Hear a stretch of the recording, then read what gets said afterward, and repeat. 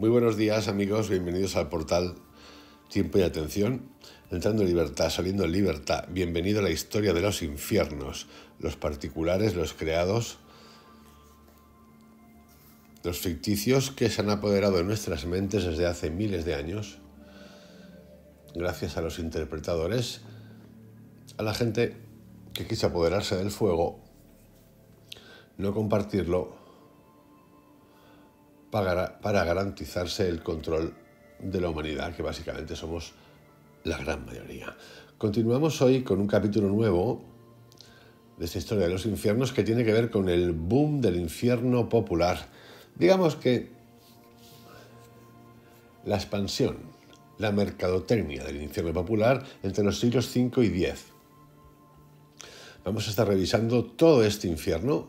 Ya tenemos mucha información, si habéis seguido los 13 capítulos anteriores, acerca de cómo se creó, cómo crea el ser humano por arte de desconocimiento y porque luego le viene bien y por miedo, con lo cual el miedo es algo que viene de muy, muy atrás.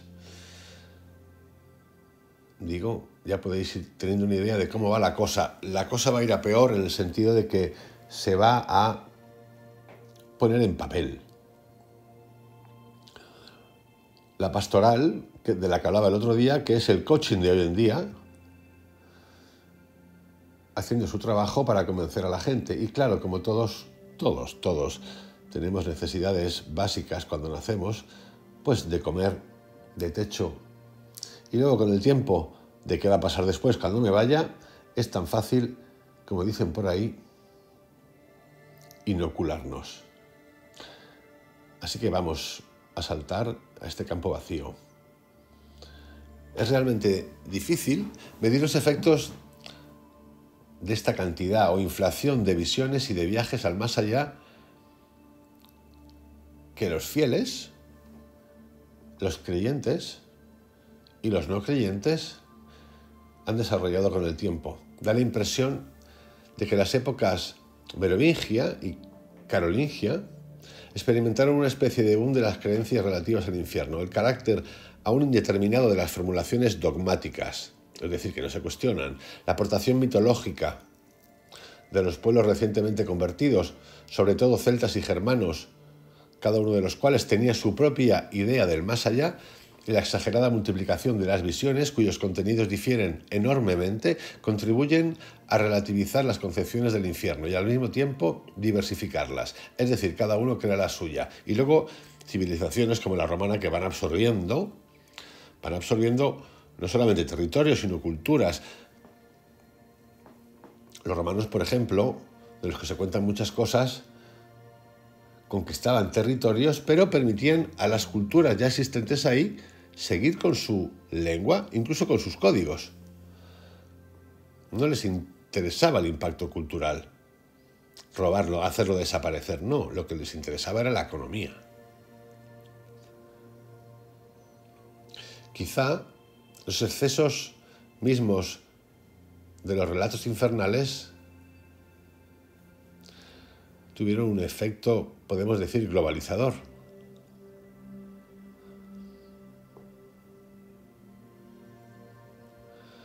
Así nos encontramos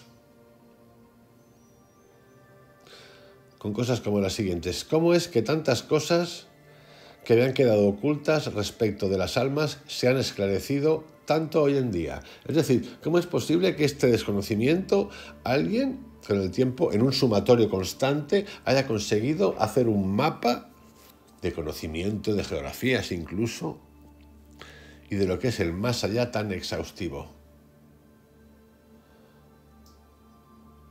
Lo cierto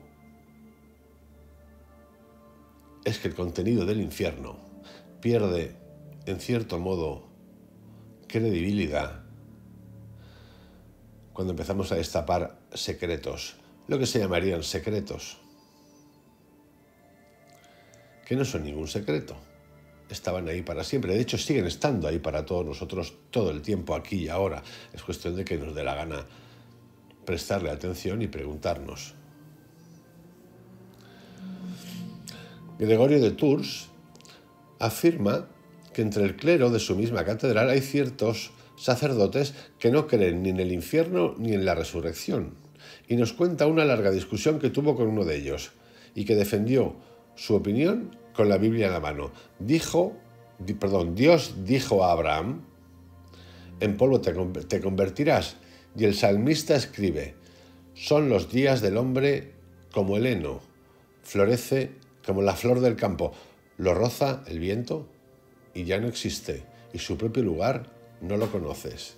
Y cuando Jesús declara: quien no cree ya está condenado, en Juan, significa simplemente que no resucitará. Por supuesto que el obispo convencerá al sacerdote citándole muchos más pasajes en sentido contrario, pero de cualquier modo el hecho indica la existencia de un cierto escepticismo con respecto al infierno.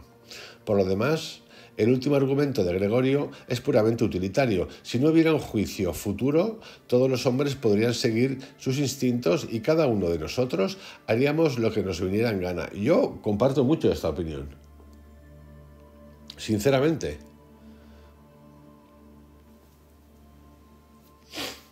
Porque el ser humano es el único animal de la Tierra, por lo menos conocido, que está pensando en el futuro. Cualquier animal, león, cebra, gacela, no mata por matar. No come por comer, come cuando tiene necesidad de hambre. No se plantea razones como bien o mal. Nosotros actuamos mal y luego nos planteamos acerca del bien. ¿Pero por qué el bien? ¿De verdad tiene el ser humano, tenemos el ser humano tanta conciencia de bien? ¿O lo que tenemos es ese yo, ego, que está bien el ego, esa supervivencia infinita que nos lleva al absurdo, porque somos muy absurdos, somos geniales, pero somos absurdos hasta términos cómicos? ¿O es que cuando te vas haciendo viejito, viejita, es cuando te planteas, o en el camino ha pasado algo? ¿Es todo puro materialismo? ¿Qué pasa con estas visiones que tenemos? Ya no digo la religión, ya no digo los libros, ya no digo la influencia religiosa, no digamos ya meditativa, religiosa, institucional, que es lo mismo. Cosas que nos pasan cuando meditamos, que nos pasan cuando no meditamos, porque hay gente como algunos de los autores de los que habla Jacobo Greenberg que no eran meditadores. Don Luis de Morelos no era un meditador, se encontró en el campo con esa bola. ¿Qué pasa cuando hacemos un viaje de psilocibina?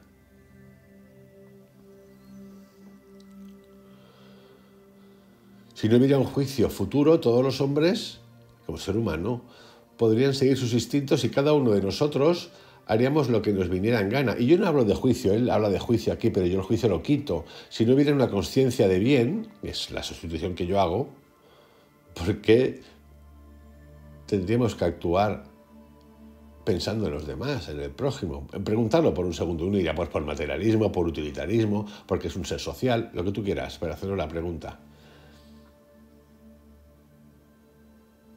Y dice así: hombre malvado, ¿no temes lo que el Señor dijo a sus santos apóstoles? Cuando el Hijo del Hombre vuelva en su gloria, reunirá ante él a todas las naciones y separará a los unos de los otros, lo mismo que el pastor separa a las ovejas de los cabritos. No cabe la menor duda de que son muchos los que comparten el escepticismo del sacerdote de Tours. Pero la prueba, o la puesta en entredicho del infierno, adopta a veces formas más sutiles, a los que la teología llamará más tarde por su nombre. Por ejemplo, los condicionalistas próximos al pensamiento del apologista del siglo IV, Arnovio.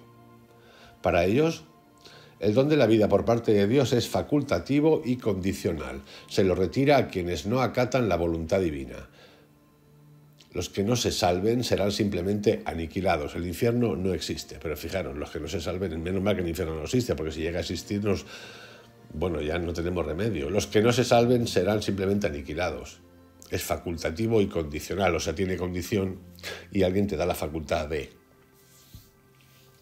Para los misericordiosos, que acuden sobre todo a la doctrina de Orígenes, el infierno no es eterno. Habrá una reconciliación general al final de los tiempos, sea cuando sea. A pesar de las condenas de los concilios, el obispo Jonás de Orleans confiesa, a principios del siglo IX, que algunos niegan la eternidad del infierno. Una variante de esta opinión, en el siglo IX, tiene como representante al irlandés Juan Escoto Erigena. Esto es muy conocido. de una gran inteligencia, sospechoso ante las autoridades eclesiásticas por su concepción del universo y su cuádruple división de la naturaleza. En su predestinación, que en latín es de predestinatione, pone en tela de juicio la eternidad del infierno. Para él, el episodio de Lázaro y del rico Epulón demuestra que incluso los condenados pueden suplicar una reducción de sus penas. El fuego significa, más bien, los remordimientos interiores y el suplicio principal en la privación de Dios o pena de daño. Por lo demás, continúan las discusiones sobre la naturaleza de los pecados que llevan al infierno, sobre las categorías de los condenados y sobre el momento en que comenzarán los suplicios. En líneas generales, el tono se endurece y cada vez hay más gente en el infierno, que abre sus puertas cada vez antes. Vamos, es un 24/7 el infierno. Está abierto incluso antes de que nazcamos. Los padres... Pero yo lo que quiero que entendamos y quiero compartir con vosotros es que en este elenco que es casi bíblico, histórico, de revisión de lo que se ha contado, de lo que cuentan, hagáis una extensión mayor, que saquéis esta concepción del infierno y la llevéis fuera de la religión como poder y la llevéis a la materia, a la ideología, a la política, al trabajo, al día a día, al concepto en el que vivimos, de sociedad, de compartir, incluso de familia. No estoy criticando a las familias, digo solamente que os pido que hagáis un ejercicio, porque es de estos textos sagrados, de la Biblia sobre todo, donde la gran materia, la ideología, la filosofía, parte de la gran filosofía, va a crear y crea las concepciones de ideas, filosofías económicas, sociales. Todas. El populismo está en la Biblia, el comunismo está en la Biblia. El cuentacuentos coach está en la Biblia. Los cuentacuentos evangelizadores están en la Biblia. El asesinato está en la Biblia, la guerra está en la Biblia. El abuso está en la Biblia, los Epstein están en la Biblia. La teocracia está en la Biblia. La rebelión está en la Biblia y la libertad está en la Biblia. Es el libro, por cierto, más vendido de la historia de la humanidad. Se sigue comprando. No sé quién lo lee, pero se sigue comprando. Claro, imaginaros que disponemos nosotros en un momento dado de nuestra vida de un manual que puedes utilizar para crear culturas, civilizaciones, sistemas, lo que te dé la gana para el poder. Esto es lo que quiero que entendamos. Los padres de la Iglesia pensaban en general que el infierno no comenzaría hasta el día del juicio final. Aún se encuentran vestigios de esta opinión en Cromacio de Aquilea, en el siglo V. Los sermones de este obispo presentan el periodo intermedio entre la muerte y la resurrección como un tiempo de reposo. Buenos y malos se hallan juntos en los infiernos, en plural, que son como una prisión donde esperan el juicio. Y a mí lo que me fascina de todo esto, pero igual que me fascina de esto, es de los textos hindúes y de gente, autores que yo he leído, que me gustan, Emanuel Swedenborg, del cielo y de los infiernos, cómo llega el ser humano, tú, yo, a definir con tal hiperclaridad, certeza, el mundo del infierno, el paraíso, el punto medio. Algunos no, pero es que hay muchos. De motu propio. Por ejemplo, a mí esto me resultaría fácil de entender si me dijesen, pues es que esta gente se pegó un viaje de setas de nivel galáctico, 20 gramos, 7 gramos, lo que tú quieras, heroico, y empezó a ver y siguió, porque en esos viajes de la psilocibina uno puede ver un montón de cosas fácilmente. Vamos, que las ve. Pero que esto nazca solamente de esa creatividad sin plantas, me parece como wow. Bueno, puede ser, porque el ser humano tenemos una capacidad brutal de inventar, sobre todo el mal. Qué capacidad que tenemos, ¿no? De hablar de la otra vida, de traerla aquí y de que gente te diga lo que está bien, lo que está mal, lo que vas a hacer. Si solamente con hacernos algunas preguntas es ridículo. ¿Por qué va a ser el infierno de Sodom el que tiene que ser para mí? Si en el mundo hay más civilizaciones, más culturas, más poblaciones, más pueblos, hasta pequeños, aztecas, toltecas, judío, musulmán, es que hay miles, cientos. ¿Por qué tiene que ser uno el único universal? ¿Por qué? ¿Por qué?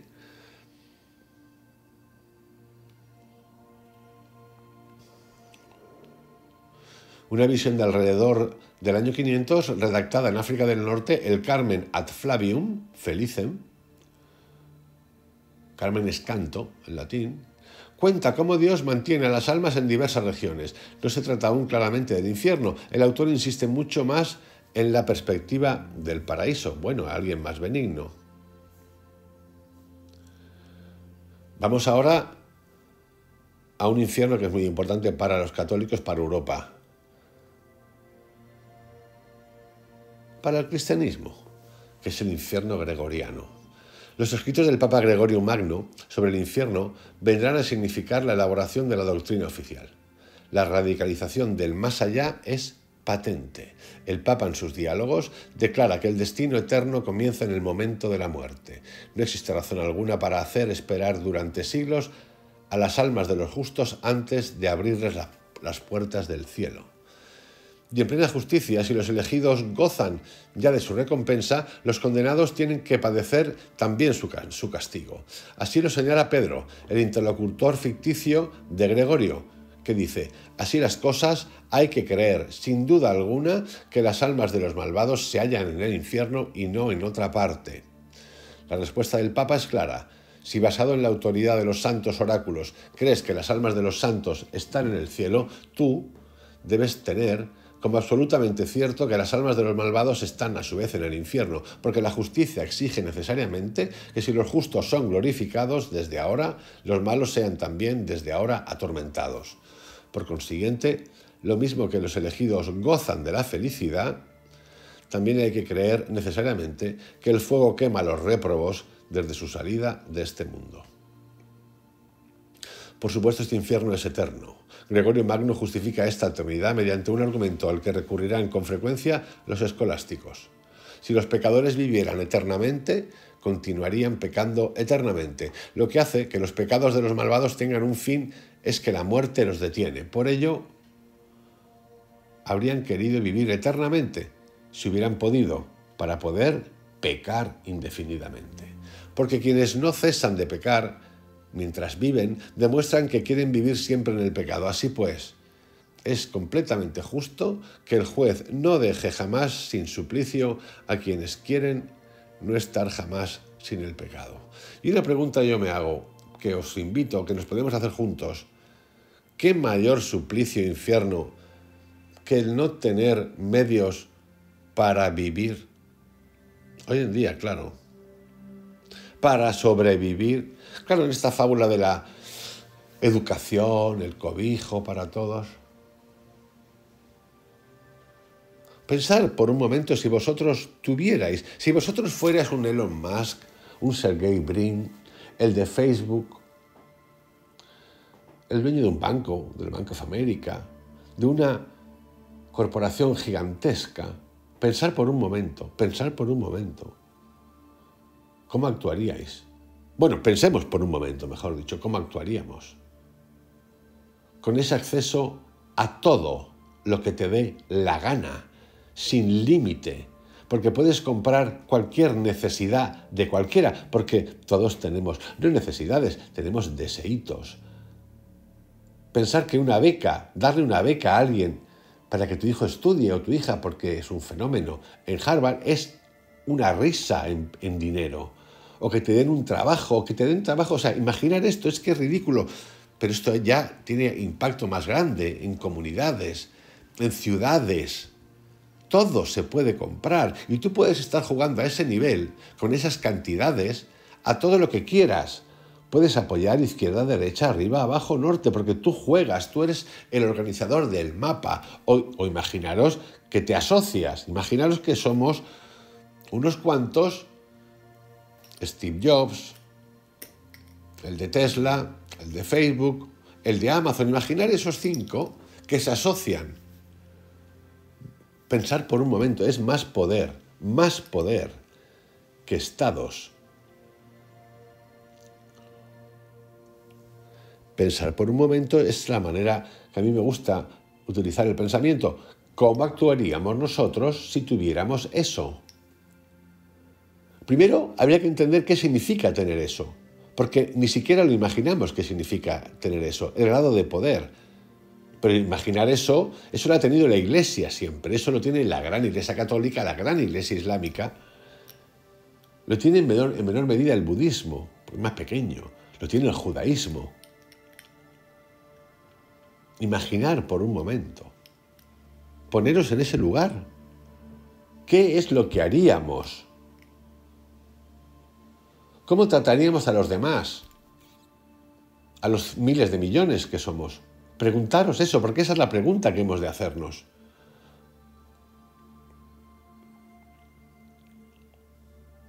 Seguimos, pero aún queda el problema de los justos de la antigua alianza.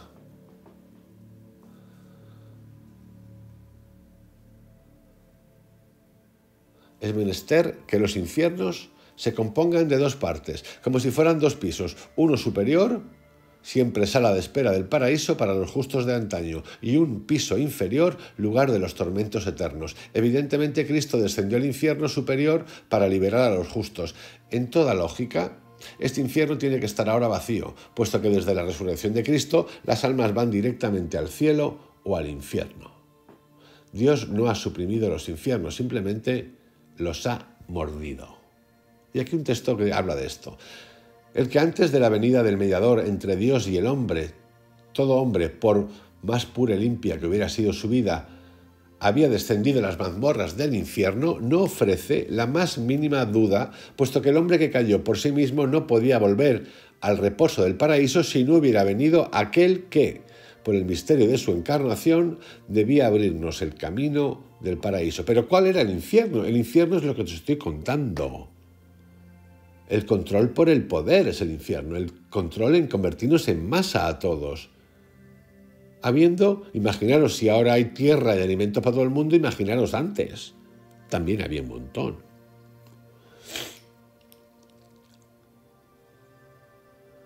He ahí por qué, después de la falta del primer hombre, según las palabras de la Escritura, se colocó una espada fulgurante a las puertas del paraíso. Pero también se dice que esa espada era giratoria, porque llegaría un día en que podría apartarse de nosotros. Por lo tanto, no queremos decir que las almas de los justos hayan descendido a los infiernos para quedar prisioneras en un campo de suplicios. En el infierno hay un campo superior y otro inferior. Tal debe ser nuestra fe. O sea, que te lo tienes que creer sí o sí. El campo superior está destinado al reposo del justo y el inferior a los tormentos del injusto. Pero para las almas de los justos, este estado pasa con la venida de nuestro Redentor, porque al descender a esa morada en su divina bondad, el mediador entre Dios y los hombres los ha sacado de los calabozos del infierno. O sea, que tiene que venir alguien por cojones a sacarnos. Porque parece ser que nosotros estamos tontos. El mediador. Pero esto es ver las cosas desde fuera. ¿Por qué no puede existir o existió ese elemento que han existido muchos como Cristo para cuestionar? ¿Por qué ese cuestionamiento que Cristo hace de todo lo que es el poder y el control, tenemos que justificarlo de un ser superior, de un dios, o de dioses, o de galácticos, o marcianos? Me da lo mismo. ¿Por qué? ¿Por qué no pudo existir esa persona? ¿Por qué no existen esas personas hoy en día aquí? Que yo creo que existen y que entienden muchas cosas. ¿Por qué siempre tiene que ampararse la religión como institución de ese lugar? Cristo no nació en el cristianismo ni en el catolicismo. No. Cuando estaba Buda, Siddhartha, no había una institución jerárquica de nada, no. Fueron personas normales y corrientes que decidieron cuestionarse cosas. El mismo Yogananda, que este es distinto porque sí que pertenecía a una escuela de gurús, porque en la India hay escuelas de gurús, habla todo el tiempo de libertad. Sí, habla de cooperación, de cooperativas. Lo que no habla es de me apodero del mensaje.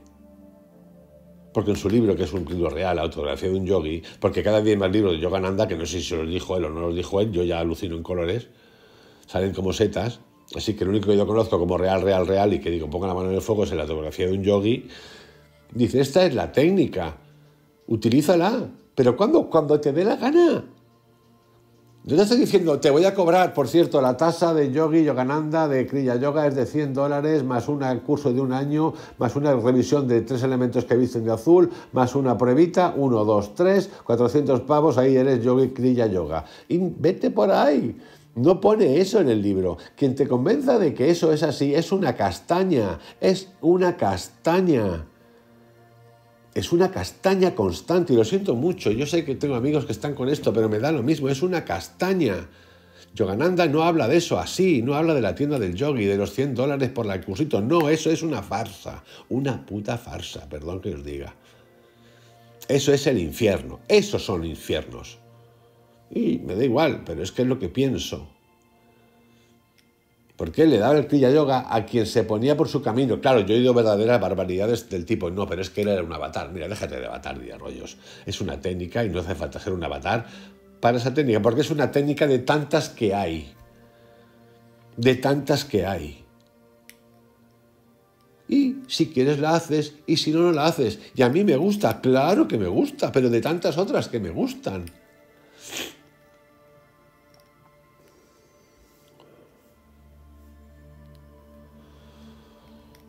Gregorio Magno vincula esta concepción del infierno a las nociones cosmológicas de su tiempo. En el universo cerrado y esférico heredado de los antiguos y adaptado por los cristianos, la esfera de los fijos, que rodea el conjunto, señala los límites del cielo divino. Por debajo se halla el mundo etéreo, inmutable. Después, en la esfera lunar, se halla el mundo sublunar, en cuyo centro se halla la Tierra, globo fijo, centro del mundo. Así pues, el mundo sublunar es un mundo inferior con relación al cielo, es la atmósfera. Coincide con el infierno superior, mientras que el infierno inferior está bajo la tierra. Ahí tenéis las concepciones de por qué muchas veces vemos el cielo en el fondo, en los volcanes, como decía aquel, ¿no?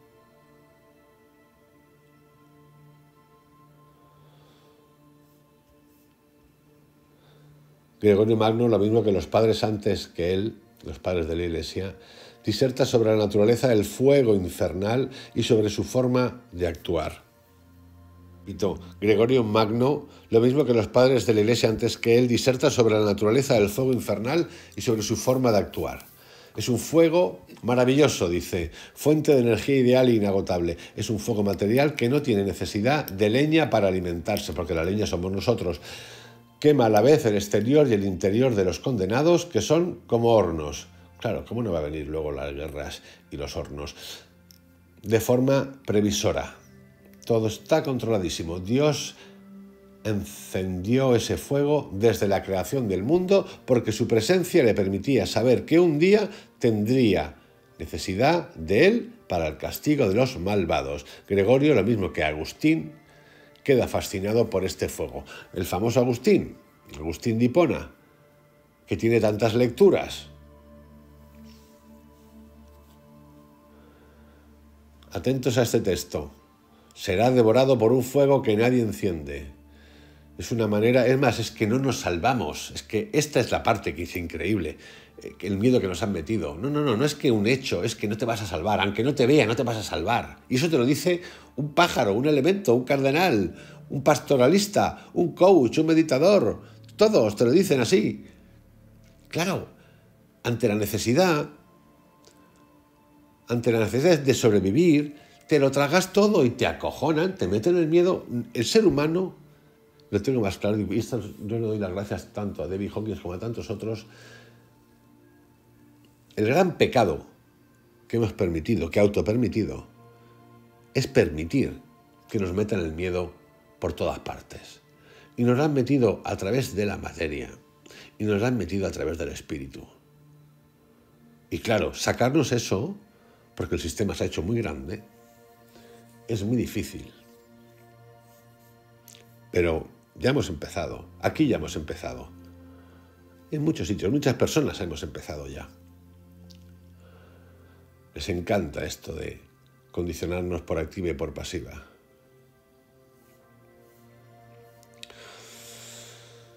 El infierno no está reservado solo a los paganos. Los cristianos culpables de graves pecados también serán condenados en él. Esta opinión será compartida en adelante por casi la totalidad de los teólogos. La línea definida por Gregorio Magno será el eje esencial de las creencias sobre el infierno durante muchos siglos, sobre todo a través del obispo Julián de Toledo, muerto en el año 690.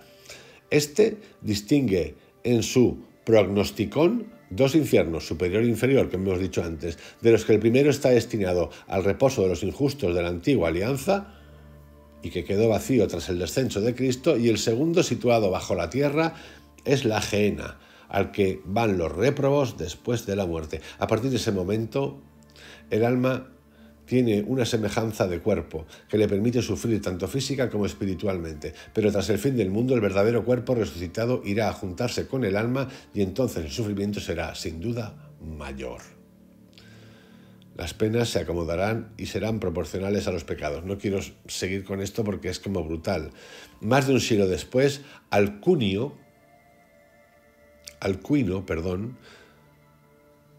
muerto en el año 804, se inspira en este Julián de Toledo en su tratado sobre la fe en la Santísima Trinidad, donde también habla mucho del fuego del purgatorio necesario para la purificación de todos antes de la entrada en el cielo.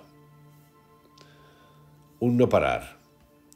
Amigos, un no parar. Y ahora quiero entrar con más detalle en algo que es interesantísimo, que es la explosión del miedo del infierno.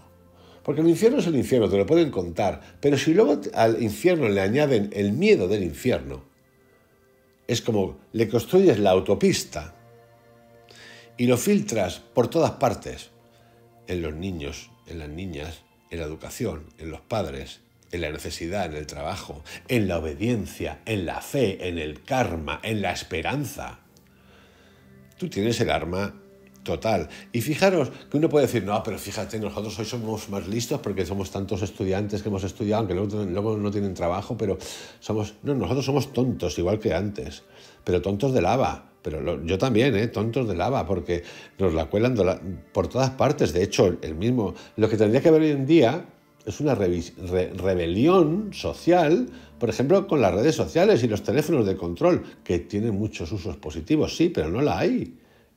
Más que nunca, más controlados que nunca, más estúpidos que nunca, más analfabetos que nunca. Y analfabeto no significa que no sepa los nombres de las ciudades, eso es una risa ni una tontería. Literalmente una tontería. Nos hemos hecho sátrapas. Los gobiernos son sátrapas.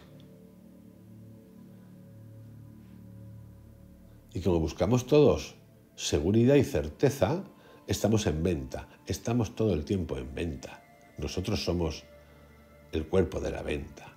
Así que cuidado con condenar a gente que está en venta, porque nosotros estamos en venta todo el tiempo. Todo el tiempo. Y lo disimulamos de creatividad, de esfuerzo. Yo me lo merezco. De crear estupideces una tras otra y cosas innecesarias. Porque si no el sistema se hunde, nos dicen. El sistema es ficticio.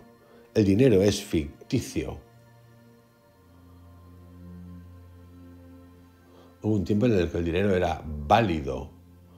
Tenía una componenda, es decir, papel verde con oro. Eso ya no existe. El dinero se crea. Hace tiempo que no lo vemos. Es más, nos lo guardan. Ahora, antes podías ir, antes podías tenerlo en casa, ahora te lo guardan, pero resulta que si vas, no está allí. Entonces, ¿dónde te lo guardan? No está allí, no puedes retirar lo tuyo. Y si no tienes internet o luz, no puedes mirar ni sacar lo tuyo. ¿Qué es eso? Pensadlo por un segundo. Eso es dependencia, eso es control. Justificado de mil maneras. Con cosas útiles, por supuesto, pero es control.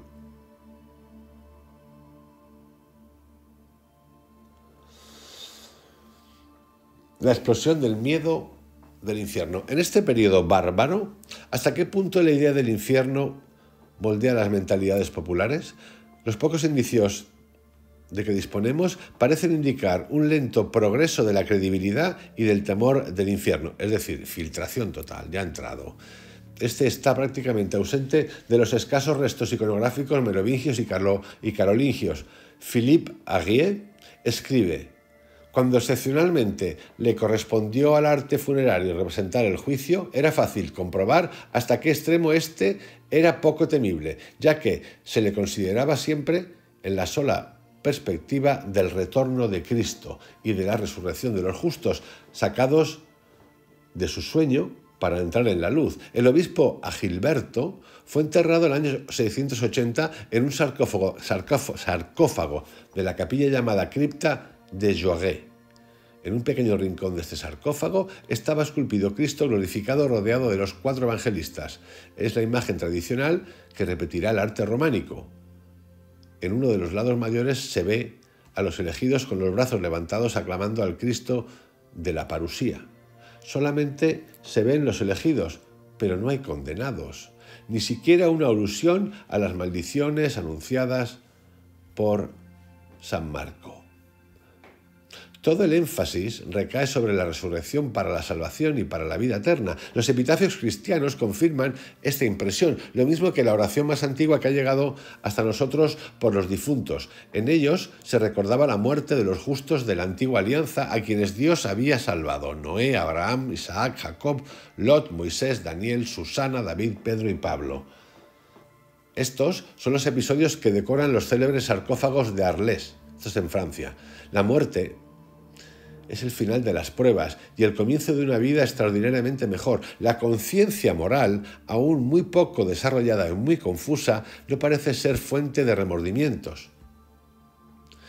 La oración de los difuntos, titulada la Commedatio Animae, o conmiseración de las almas, añade Philippe Arlet, no provocaba el remordimiento del pecado, ni siquiera invocaba el perdón del pecador, como si éste ya hubiera sido perdonado. Asociaba más bien al pecador a los santos y los tormentos de la agonía a los sufrimientos de los santos. Las fórmulas litúrgicas van en ese mismo sentido, pudiendo la salud para los vivos y el reposo eterno para los muertos. Del infierno ni una palabra. O sea, que había hubo un movimiento que era anti esto, o sea, que no veía esta negritud total representada en felicidad. Pero esto no dura nada. Es el románico el que hace estas representaciones benignas. Algunos niegan su existencia, como el sacerdote del que habla Gregorio de Tours. Pero para la mayoría, a pesar de las afirmaciones de los teólogos, el infierno es el patrimonio exclusivo de los paganos. El bautizo no tiene nada. El bautizado no tiene nada que temer, porque te acaban de limpiar del pecado original. Yo, que me he bautizado, lo pienso y digo, pues qué divertido el evento, ¿no? Sí, yo creo que se lo pasaron bien ese día. Y he ido a bautizos. Pero fijaros ya, la marca. Es que yo he oído, ni recuerdo, pero si no está bautizado irás al infierno. Yo lo he oído eso, vives en pecado. Yo lo he oído, a mí no me lo han contado a nadie. Yo he vivido con eso. El bautizado no tiene nada que temer. Su Dios le salvará. Los discursos sobre los tormentos infernales son para los otros. Además, hay otra diferencia entre la reflexión teológica y la concepción popular. Para esta, el infierno no comenzará hasta el fin del mundo, después del juicio. Y hasta entonces los muertos están en reposo y esperan su entrada en el paraíso. Los vivos celebran por ellos actos de conmemoración. Estos actos, como señala el autor J.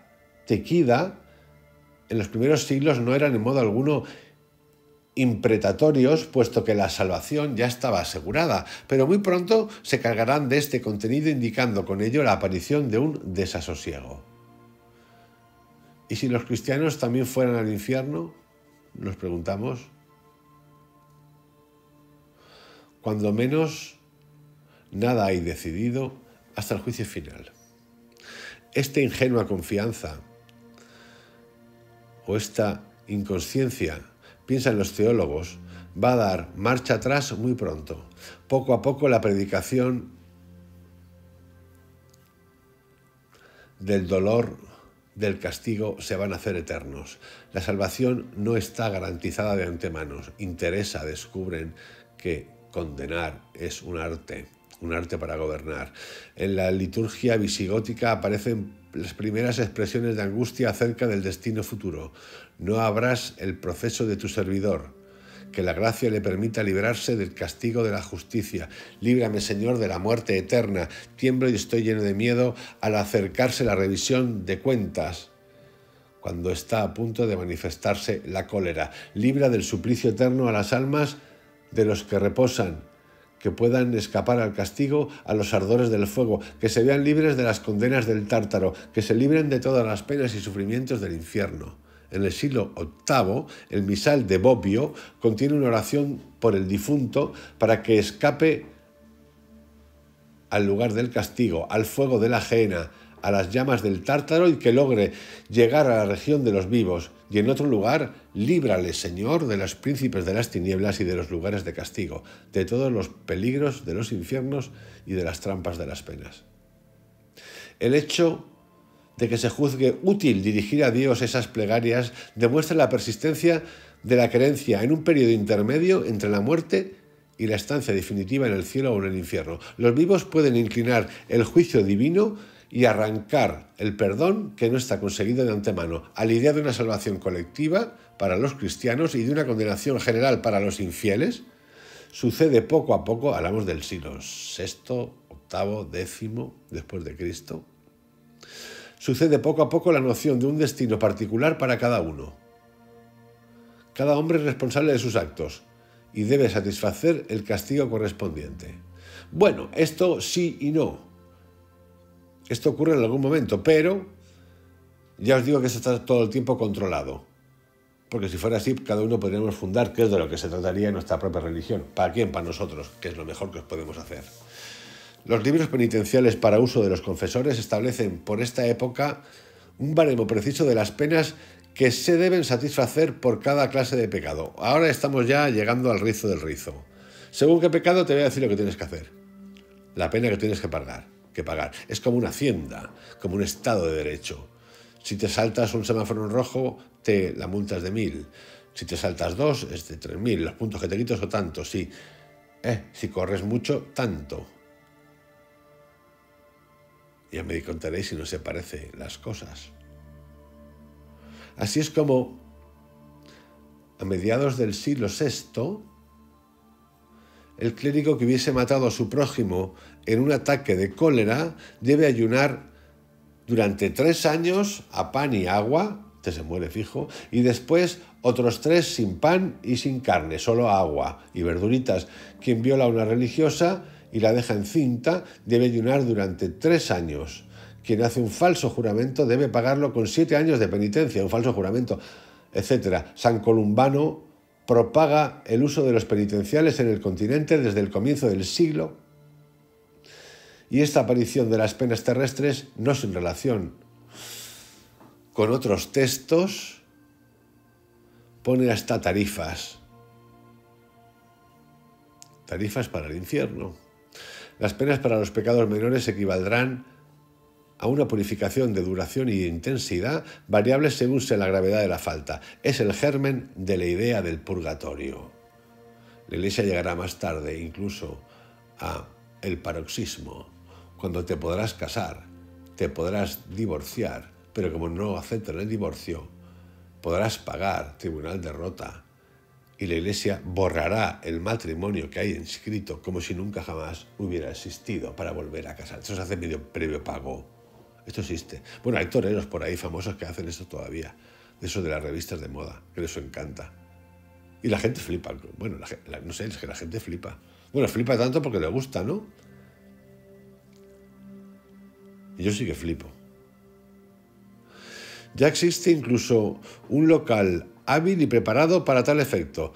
el ex seno de Abraham, ese lugar de reposo para los justos de la antigua alianza, cerrado tras la redención y el descenso de Cristo. Algunos arreglos interiores permitirán reabrir de nuevo este infierno superior que ahora se llama purgatorio. Jacques Le Goff, que es un autor que yo recomiendo encarecidamente, un experto en el mundo medieval. Algunos de los libros que os puedo citar de él que he leído y que os recomiendo son La Baja Edad Media, La Bolsa y la Vida, Economía y Religión en la Edad Media, El Dios de la Edad Media,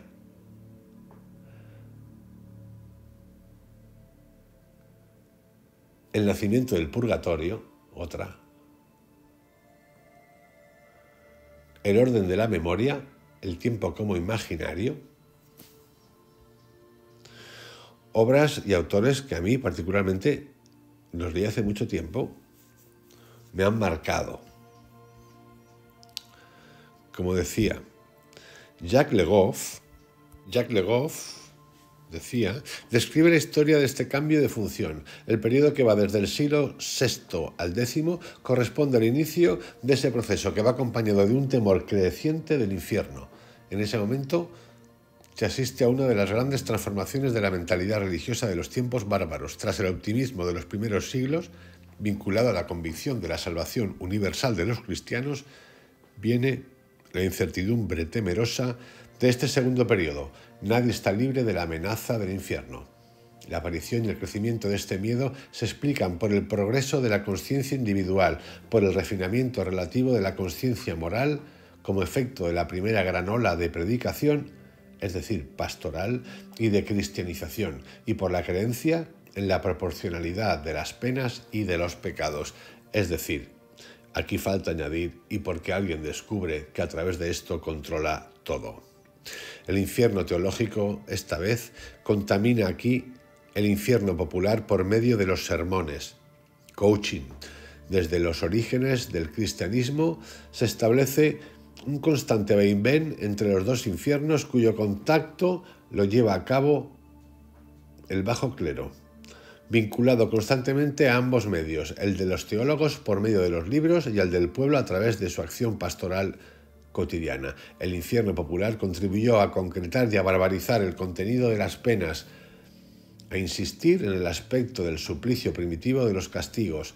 Por su parte, el infierno teológico difunde la inquietud, la incertidumbre respecto de la suerte futura de cada alma. A través de los sermones, el infierno se convierte en una posibilidad que nadie debe minimizar. Pero esto que estamos leyendo aquí, que existió, eso existe, ha existido siempre, pero ha existido hoy. La psicología positiva. Haz esto 10 minutos y te llegará la abundancia. Y tú te lo crees, pero bueno, es que no que te lo creas, es que yo he visto canales que tienen esa cosa 10 millones de visitas. Pichi. Es que nosotros estamos en eso. Ahora no es infierno, ahora es jaladura de coco. Ahora es ocio. Ocio. Ocio y consumo. Tarambanismo. Los signos de esta creciente inquietud se traslucen tanto en la evolución de las fórmulas litúrgicas, la manera de contar las cosas, igual que en el coaching, igual que en estas cosas de las meditaciones y todo, y el hipismo y no hipismo, y la proactividad y todo esto, eso mismo.